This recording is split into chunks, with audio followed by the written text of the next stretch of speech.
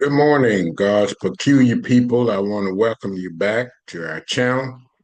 I'm Pastor Emeritus, Reverend Ron L. Spratley of Covenant of Grace Ministries. This morning, we have a soundbite for you.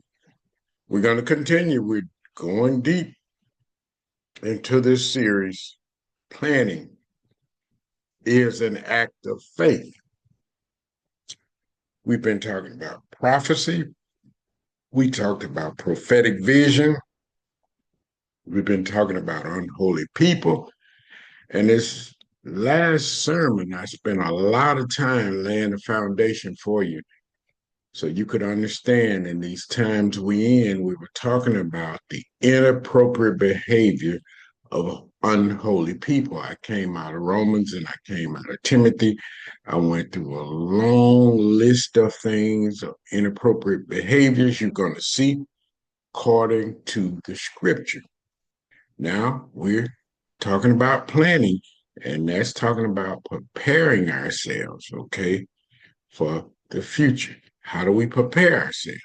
Now, today, I'm going to be giving you some solutions, some additional solutions about relationship management and some of the things you need to be doing in these end times to help you manage relationships. So, here are some of the solutions I'm planning to give you. So let's go into the teaching. All right, a brief introduction. And as you know, we've been talking about planning based on the fulfillment of prophecy. And we spent an enormous amount of time in our last sermon talking about unholy, inappropriate behavior of people. We've been talking about our foundation. What we're going to be teaching from is prophecy. So let's continue now. So we're going to be talking about how do we manage? What are the laws of relationship management? We don't spend enough time talking about this concept of relationship management. It is the foundation for what we do because the people you interact with have such a profound impact on your life. So let's look at these laws of relationship management. As we look at solutions, we provide you solutions, biblical solutions, all right, to worldly problems. So the laws of relationship management, Proverbs 27:17, iron sharpeneth iron. So a man sharpeneth the countenance of his friend. Are the people you interact with or socialize with, are they sharpening you? Are they making you better? Only you know, but you've got to make that assessment. Do they make you sharper? Do they make you wiser? All right. Is knowledge being distributed? All right. Is there any knowledge transfer with the people you rolling with? Okay. Iron, sharpeneth iron. Proverbs 13:20. He that walketh with wise men shall be what? Wise. But companion of fools, they shall be destroyed. All right? A companion of fools shall be destroyed. Proverbs 4:23. Keep thy heart with all diligence. In other words, guard, protect thy heart with all diligence, very, very carefully, for out of it are the issues of life. Okay? They're talking about your inner being, your heart, your spirit, your mind. Okay? All right? That's your inner being. Out of that flows your decisions and your actions out of the heart of man. That's where your decisions and your actions proceed. They come from your heart.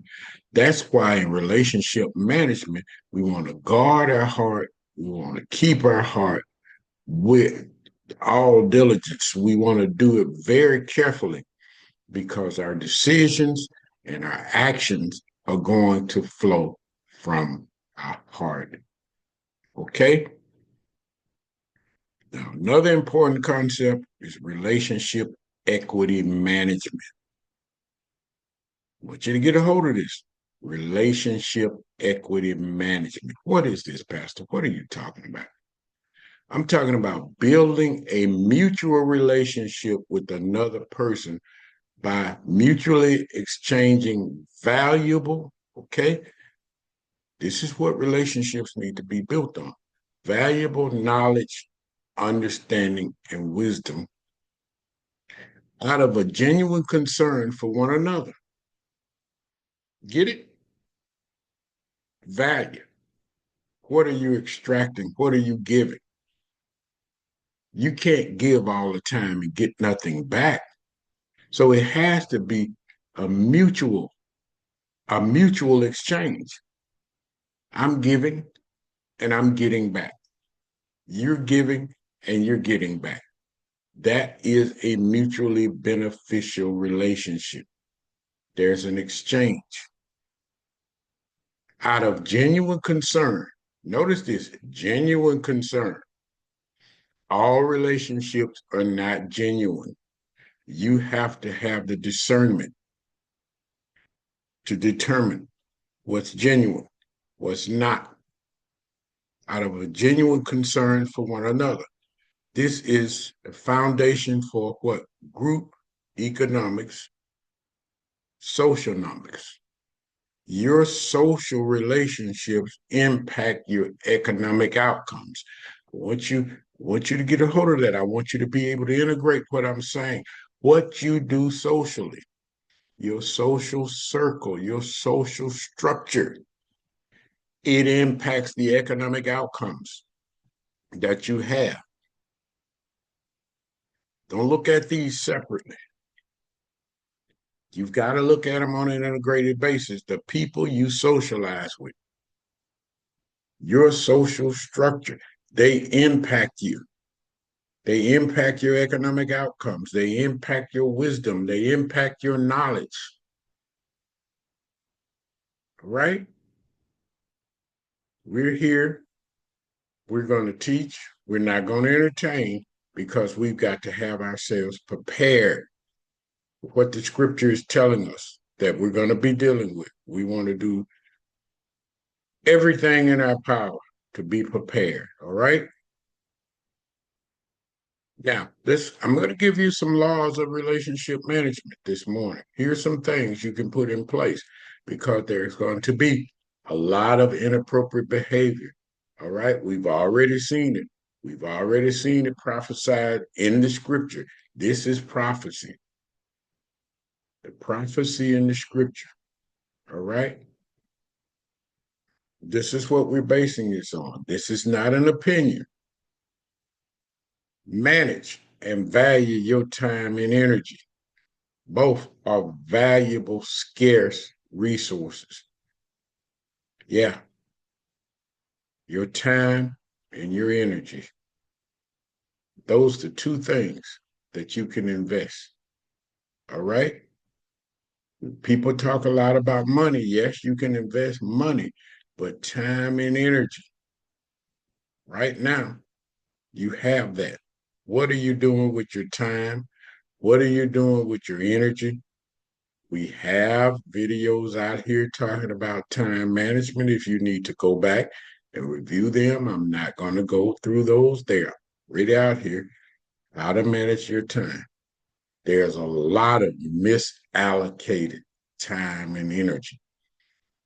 It's a valuable resource. It's a scarce resource. It's an equalizer. Pastor, what you mean it's an equalizer? Everybody get 24 hours in a day. So you want equal opportunity? Everybody right now got 24 hours in a day. You need to decide what you're going to do with them. Okay? Limit your exposure to people who don't value your time and energy. Some people are not going to value you. You need to move on. You've been trying to talk to them, you've been trying to share things with them, but they don't want to listen to you. So they don't value your time and they don't value your energy. This includes people who are habitually late for appointments. They tell you they're going to meet you, they're always late. They tell you they're going to do something, they never show up. Be intentional with your time and energy. You need to manage it. Be intentional with it. Don't let people waste your time and energy. Okay? Pursue meaningful relationships. All relationships are not meaningful. All relationships are not genuine. You need to put your time and energy into meaningful relationships that you're going to be able to have some mutual benefits between the person you're dealing with. Okay? That's law number one. Manage your time and energy. Law number two, protect your spiritual and mental peace of mind. This is another one important. Protect your spiritual and mental peace of mind. Avoid, you know them, toxic and negative people, those who drain your energy from you and give you nothing of value back to you. Oh, come on now. You know, you know I'm telling the truth. Don't shout me down. I'm telling the truth. Protect your spiritual and mental peace of mind. Avoid these negative, toxic people. They're draining you. They're draining your time and they're draining your energy, and you're not getting anything back, my friends. Oh, yeah, we got to get serious about how we're going to do this. Prioritize your health. Yep, toxic and negative people that drain you, they have an impact on number three.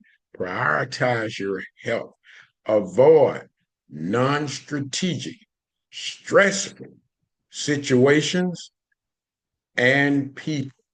See, you got some things you have to deal with because it's your responsibility. Those are your strategic relationships. And sometimes in strategic relationship, yes, sometimes they can become stressful, all right? But you have an obligation and a responsibility to hold up your end of the deal and to help people that you have strategic relationships with. Yeah, there are strategic relationships and there are non-strategic relationships. All I'm saying, avoid non-strategic relationships that are stressful. They create stressful situations and they are stressful people. This is about prioritizing our health. No drama. No drama. Avoid unnecessary drama from other people.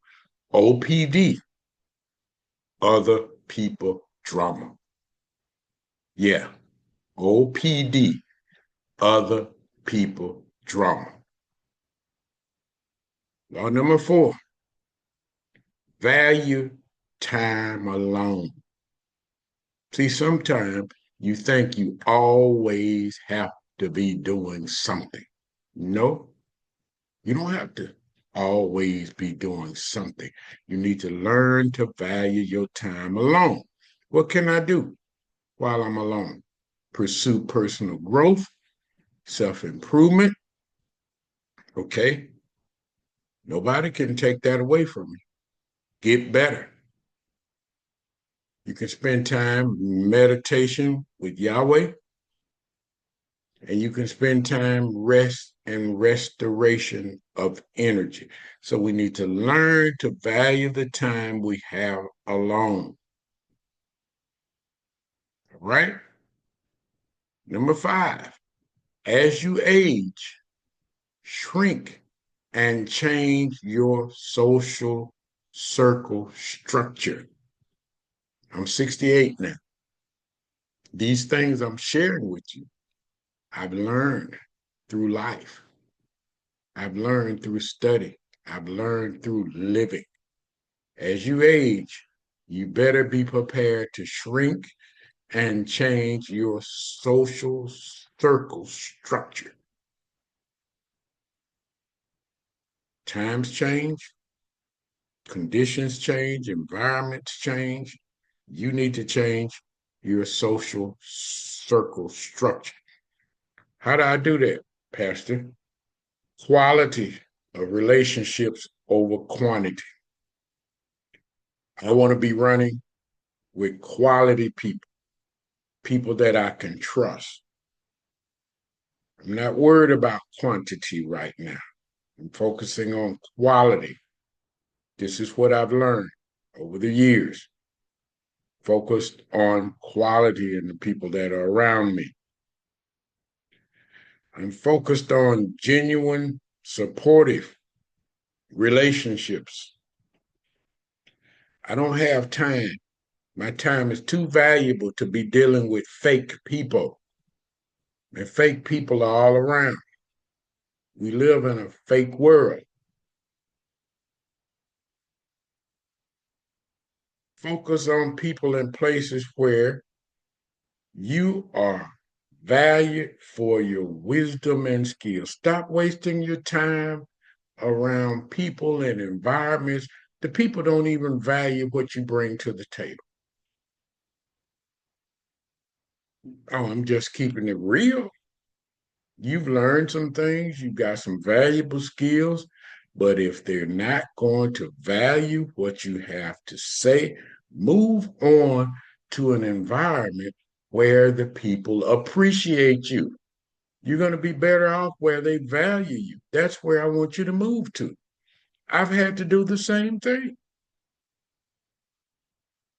If you don't value what I bring to the table, I'm out of here. At 68,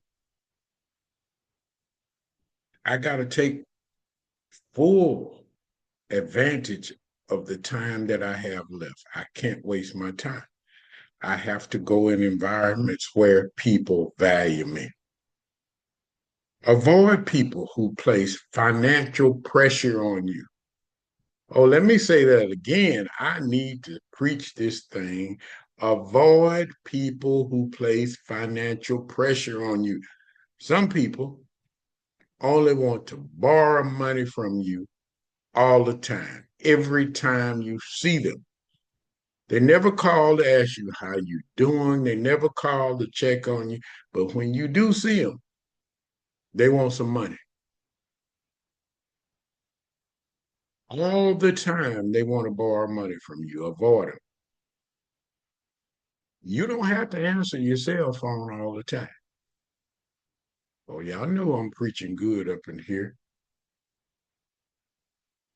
Now you want to avoid people who want you to spend money all the time, but at the same time, there are some people who influence you to spend money. They don't want to borrow money, but some people you run with, they want to spend money. They're always telling you, let's go here, let's go there, let's do this, let's do that.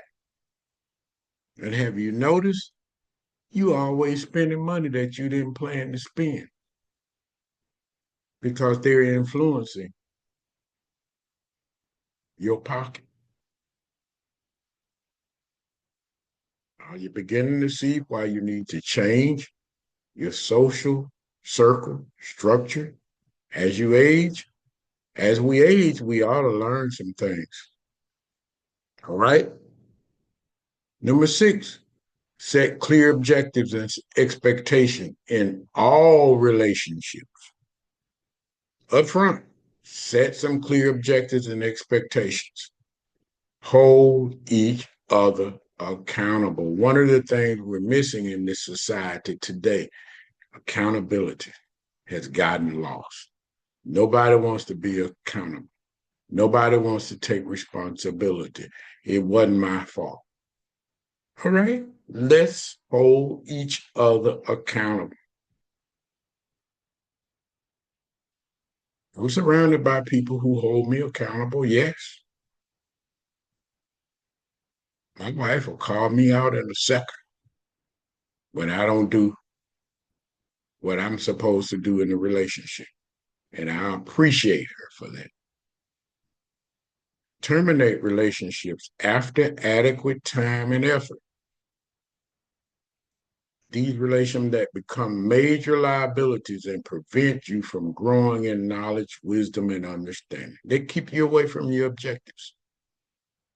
You put adequate time and effort. You know this relationship is not going anywhere.